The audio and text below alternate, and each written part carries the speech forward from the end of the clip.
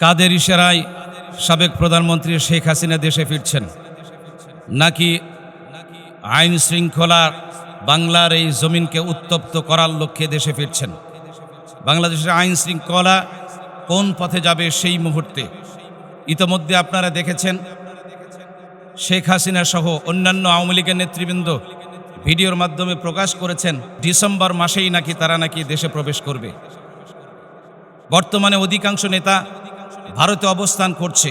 তাহলে দেশকে বিশৃঙ্খলাকরণের জন্যই কি দেশে ফিরছেন, নাকি ভারতের ইশারায় দেশে ফিরছেন, নাকি আত্মসমর্পণ করার জন্য দেশে ফিরছেন, নাকি বাংলাদেশকে ধ্বংসের দ্বার প্রান্তে পৌঁছে দেওয়ার জন্য দেশে ফিরছেন? জাতির কাছে এটা প্রশ্ন। বাংলাদেশের মধ্যে বিশেষ করে গৃহযুদ্ধ লাগিয়ে দেওয়ার জন্য গভীর ষড়যন্ত্র চলছে। আপনারা দেখেছেন যে গাইবান্ধায় সেখানে আপনার রাম মন্দির বিশাল আকারে উঁচু করে স্থাপন করা হয়েছে। উদ্দেশ্য কিন্তু বাংলাদেশের মুসলমানদের মধ্যে এবং হিন্দুদের মধ্যে দাঙ্গা বাঁধিয়ে তিনি দেশে ফিরবেন। ভিডিওর বার্তার মাধ্যমে সাবেক যেগুলি আওয়ামী লীগের নেতৃবৃন্দ আছেন তারা অত্যন্ত ভয়ঙ্কর রূপ নিয়ে বাংলাদেশে আসবেন এমন কথা বলছেন। অথচ এই জায়গা থেকে আমাদের কি করণীয়?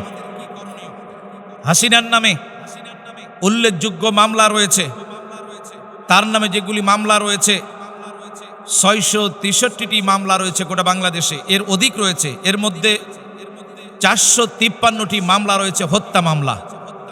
আপনারা সকলেই জানেন এই সাবেক প্রধানমন্ত্রী শেখ হাসিনা তিনি কত যে ছাত্রদেরকে হত্যা করেছে, গুম করেছে, খুন করেছে, অনেক মানুষদেরকে বিনা অপরাধে জেল খাটিয়েছে। বিশেষ করে যেগুলি মামলা তার বিরুদ্ধে রয়েছে উল্লেখযোগ্য 24 জুলাই গণহত্যা, অনেক ছাত্রদেরকে একেবারে নির্বিকারে পাখির মতো গুলি করে হত্যা করেছে। এছাড়া তার যেগুলি অত্যন্ত জঘন্য যেগুলি কাজ করেছে হত্যা মামলার মধ্যে অন্যতম রাজনৈতিক নেতাদেরকে ফাঁসিতে ঝুলিয়েছে। তাদের মধ্যে অন্যতম কোরআনের পাখি আল্লামা দেলাওয়ার হোসেন সাঈদী সহ জামাত বিএনপির লোকদের বিনা অপরাধে তাদেরকে হত্যা করা হয়েছে। এছাড়া পিলখানার বিডিআর হত্যা করা হয়েছে, 57 জন চৌকো সেনা সদস্যকে হত্যা করা হয়েছে। এর মধ্যে আপনারা জানেন 2013 সালে 5 মে শাপলা চত্বরে আলেমদেরকে গণহত্যার মধ্য দিয়ে হাসিনার তার চরিত্র ফুটে উঠেছিল। আলেমদেরকে হত্যা আজও সেই 5 মে 2013 সালের সেই ঘটনা আজও আলেমদের মনে আছে। শুধু তাই নয়, বিনা অপরাধে খুন গুম করা হয়েছে, ক্রস ফায়ার দেওয়া হয়েছে। মোট তার হত্যা মামলা 453টি, প্রত্যেকটির বিচার করতে হবে। আপনারা আরও জেনে আশ্চর্য হবেন 2009 সাল থেকে শুরু করে নিয়ে 2023 সাল পর্যন্ত তিনি যে বাংলাদেশ থেকে টাকা পাচার করেছেন এর পরিমাণ 240 বিলিয়ন মার্কিন ডলার। 240 বিলিয়ন মার্কিন ডলার বাংলাদেশ থেকে পাচার করেছেন। নাউজুবিল্লাহ। আসলে দেশের প্রতি যদি মহব্বত যদি থাকতো হাসিনার, তাহলে এই কাজ কিন্তু সে করতে পারত না। এই টাকাগুলি ফিরিয়ে আনতে হবে। এবং তিনি যখন দেশে ফিরবেন, আল্লাহর কোরআন বলছে কুতিবা আলাইকুমুল কিসাসু ফিল কতলা, হত্যার বদলে হত্যা।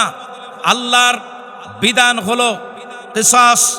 যেহেতু হাজার হাজার ছাত্রদেরকে, সেনাপ্রধানদেরকে, সাধারণ মানুষদেরকে হত্যা করেছে, প্রত্যেকটি হত্যার বিচার হতে হবে বাংলার এই জমিনে, আল্লাহর এই কোরআন দিয়ে, আল্লাহর এই বিধান দিয়ে। তবে বড় আফসোসের ব্যাপার হলো হাদি হত্যার বিচার এখনো কিন্তু আমরা করতে পারি নাই, বাংলার জমিনে হয় নাই। তাহলে কি শেখ হাসিনা আসার পরে বাংলার জমিনে তার কি বিচার হবে, নাকি কোনো আতাত করে কোনো রাজনৈতিক দলের নেতার তাদের ইশারায় দেশে ফিরছেন বাঁচার জন্য? হয়তো তিনি এসে জেলখানায় আবদ্ধ হবেন, আর বাহিরে হবে মিছিল হবে, বিশেষ করে দাঙ্গা হাঙ্গামা চলবে, পরিস্থিতিতে এমনি করে আস্তে আস্তে শিথিল হয়ে যাবে। এই উদ্দেশ্যকে সামনে রেখে দেশে ফিরছেন। 56,000 বর্গ মাইলের সোনার বাংলাদেশে যেই শেখ হাসিনা আলেমদেরকে হত্যা করেছে, বিডিআর আর্মিদেরকে হত্যা করেছে, রাজনৈতিক নেতাদেরকে হত্যা করেছে, আবু সাইদ মুগ্ধ আলী রায়হানকে হত্যা করেছে, কোরআন পাকে আল্লামা সাইদিকে হত্যা করেছে। এদেরকে ফিরিয়ে দিতে হবে, নচেত যদি বাংলার জমিনে যদি আসে তাহলে আল্লাহর বিধান মোতাবেক তার বিচার করা হবে ইনশাআল্লাহ।